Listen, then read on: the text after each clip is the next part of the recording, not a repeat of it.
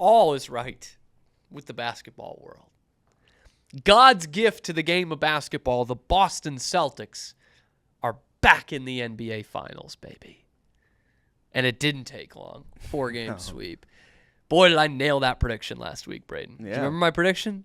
Did you say 6?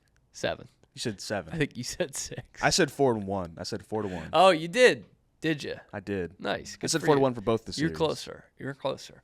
You might get that in the second series. Well, actually, by the time we release this, I probably shouldn't say that. Celtics sweep the Pacers 3 times. They come back late in the fourth quarter to seal the victory.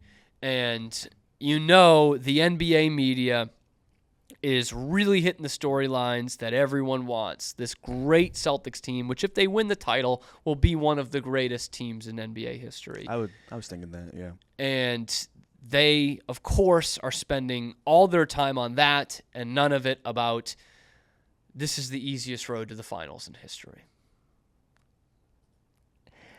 Look, obviously, I am a Celtics guy.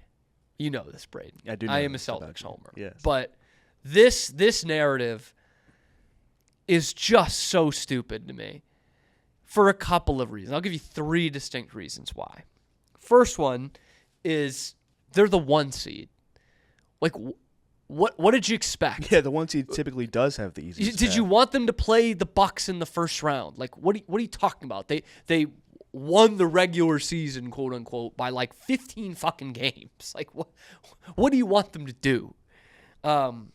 Second of which, they'll talk about injuries. Look, that's fair. I'm not going to be like everyone gets injured at this time.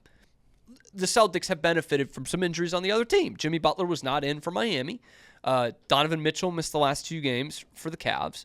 Tyrese Halliburton missed the last 2 games for the Pacers. But let's look at this through a different lens. Let's talk about Destiny's Darlings, the Indiana Pacers. Great season and a terrific young team. They're fun to watch, and they really hung with the Celtics, even though it was a sweep. Hung with them about as much as you can in a sweep. Yeah. Who did they beat? Do you remember who they beat in the first round? I remember they beat the Bucks. They beat the Bucks. You remember how many games Giannis played in that series? I do not. Didn't play a single one. Dame missed 2 games. So you had 2 games. Half of your wins to advance to the next series were against a Bucks team without Dame or Giannis. And then they go and face the Knicks. The hospital Knicks. No Julius Randle the whole series. Mitch Robb out, game 1 or game 2? OG out for a couple of games, just a non-factor in the last 2. Right. Like, nobody is talking about that. 5 key players playing against the Pacers are out, whereas really only 3 are out against the Celtics. And, okay, that's fine. The Celtics are a better team than the Pacers, so we're going to hold them to a higher standard, okay? Yeah. Well, how many games has Kristaps Porzingis played in the last 2 series? Not a single fucking one. He's been out since Game 3 against Miami in the first round. It was almost a month ago. Now. Yeah. Like, he's the 3rd best player on the team. He's like a borderline. He should have been an all-star this year. He's the biggest mismatch that the team has, and he hasn't been in there. Xavier Tillman or Spencer Tillman, whatever the hell his name is getting minutes in the last 5 minutes of a game in the Eastern Conference Finals. Al Horford, who's been terrific, and I love Al, is playing 38 minutes a night. And we're like, but the Celtics haven't played anybody. So those are the first 2 reasons that it's total bullshit. The third reason is like it's not even close historically. Can I introduce you to the 1986-1987 Los Angeles Lakers, Braden? Yes, you may. Like some would say this is one of the best teams ever. This is the end of Kareem, might even literally be Kareem's last year. Magic, Worthy, Rambis, Byron Scott. This is a terrific team. They beat the Celtics in the final. But you know how they get to the finals? First round, they faced 37-45 Denver. Second round, 42-40 Golden State Warriors. The Western Conference Finals against the 39-43 Seattle Supersonics. You said 39? They played 1 team with a winning record on the road to the finals, and it was a winning record by 1 game. They faced a team 4 games under in the conference finals. Like, this is why this is such a recency bias. And by the way, you could do it with any of those Lakers teams from the 80s. Because the West stunk. All the powers were in the East. It was the Sixers. It was the Hawks. It was the Pistons at the end of the 80s. It was the Bucks in there, too, with Sidney Moncrief. The Celtics always had a tougher road. But you know how we remember the 80s Lakers?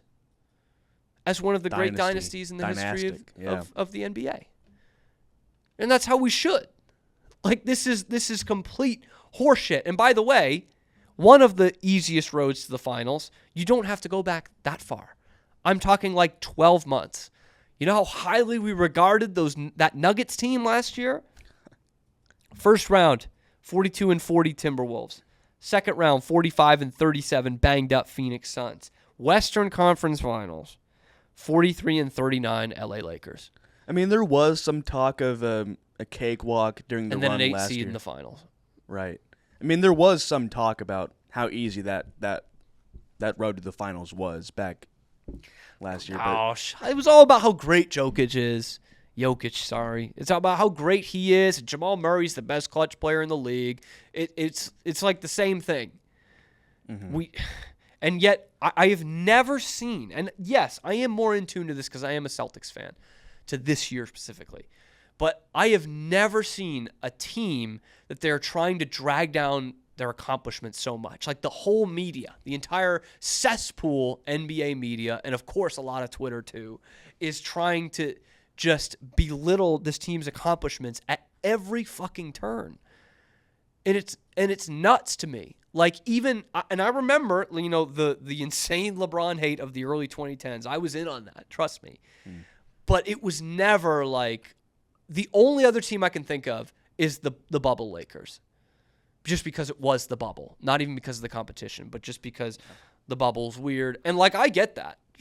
In fact, the Celtics made the conference finals that year, and I rarely remember that. Maybe even 2019 Raptors too, just because they were playing the decimated Warriors. Yeah. Remember that series when Clay tore his Achilles? LeBron was finally out of the East. Yeah. But round by round, Braden, they're just like, this team stinks. This is the easy. Look who they're playing. This is so easy. And another point, maybe a fourth point that should be added to this is what more do you want them to do? They have played the teams ahead of them, and they are 12-2 in the postseason. What more can you ask for? One of those games, the Heat shot 55% from 3. You're almost never going to win that game. They sweep the conference finals. What more do you want from them? You're a Celtics hater. What more do you want from them? I'm not a hater. I'm just not a Celtics fan. I know. I think it's interesting. We talked about Bring last me week. to this other side, please. Give me the Last week we perspective. talked about how it seems like national sports media, they long for these big market teams to be successful. And now we have one, and they're trying to find any little thing to drag them back down. Is it just to do this? Because when we talked about it, it was about the Knicks, right? And they wanted the Knicks to win so bad. Was it just to do this when the Knicks eventually win? I don't get it. It is bizarre because, and look, I don't mind being the hated team. That comes with success, and hopefully the Celtics finally turn this into the actual success that we care about. The second finals trip in 3 years. It just doesn't. It doesn't happen with the Lakers. And I'm talking about the media, not Twitter, even though Twitter fucking hates the Celtics more than anybody. Because, of course, the Lakers got hate there. The Warriors got hate there.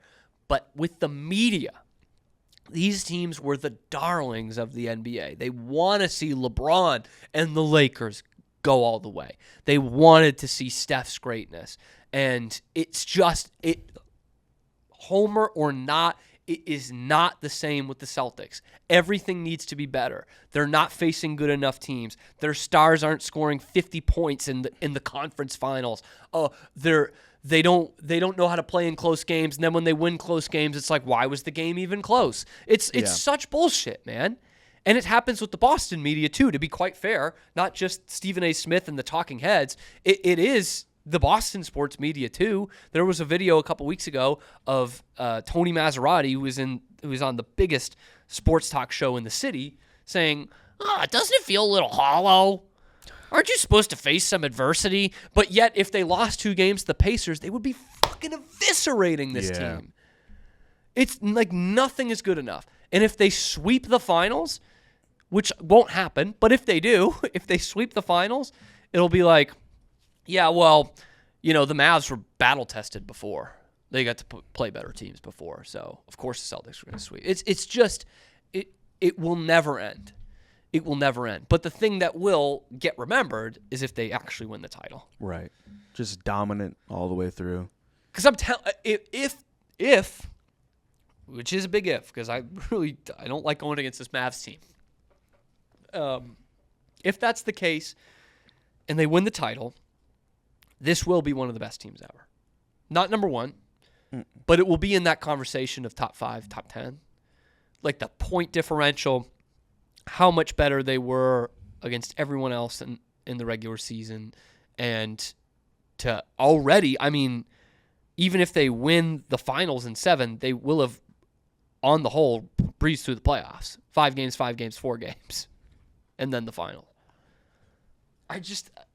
Am I too deep into this, Braden? Am I too homer on this? Or are you seeing what I'm seeing? Because every time I go onto YouTube after a great Celtics win, it is something new. And it's Tim Legler. It's Stephen A. It's that rat Kendrick Perkins. Like, I can't believe has a job. Like, and I'm not saying these are the greatest journalists of all time, but these are the people that are on the worldwide leader in sports every day talking about how easy the road was. No, I've been thinking this past couple games that if the Celtics, agreeing with you, that if the Celtics do win it all, they deserve to be remembered as one of the greatest teams of all time. Just if for their breeze through the playoffs. And the regular season, of course. Honestly, as a fan, it doesn't really matter how they get there, but of course I would have loved to have beaten Embiid again because they do that every time. I would have loved to have beaten Giannis again, which they did 2 years ago. Would have really loved to have seen this Knicks team and the Celtics in the conference finals. That would have been a ton of fun. But the Celtics have no control over that. And again, they are the 1 seed.